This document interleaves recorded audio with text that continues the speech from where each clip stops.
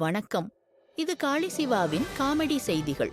இன்றைய முக்கிய காமெடி செய்திகள். பெட்ரோல் விலை உயர்வின் காரணத்தினால் பைக்குகள் எல்லாம் வீட்டில் தூசி படிந்து நிற்க அனைவரும் பஸ்ஸில் செல்கின்றனர்.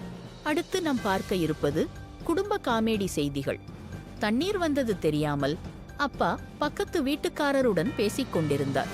அதை பார்த்த பக்கத்து வீட்டுக்காரரின் மனைவி திட்டியதும் பக்கத்து வீட்டுக்காரர் பக்கெட்டோடு ஓட அப்பா பக்கெட் இல்லமாலும் ஓடினார்.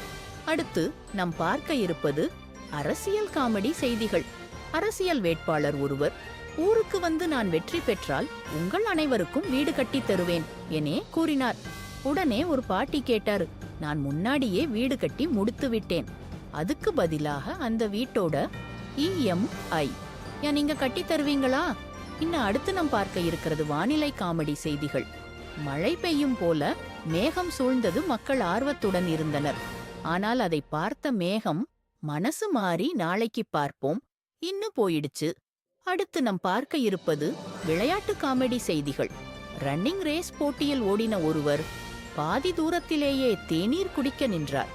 அடுத்த நாள் பத்திரிகை செய்தித்தாள்களில் குடித்துவிட்டு ஓடும் வீரர் என்ற தலைப்பில் அந்த வீரரிடம் பெற்றார். இதுபோல் காமெடியான செய்திகளை உடனுக்குடன் தெரிந்து கொள்ள காளி சிவா செய்திகளை பார்க்கவும். நன்றி.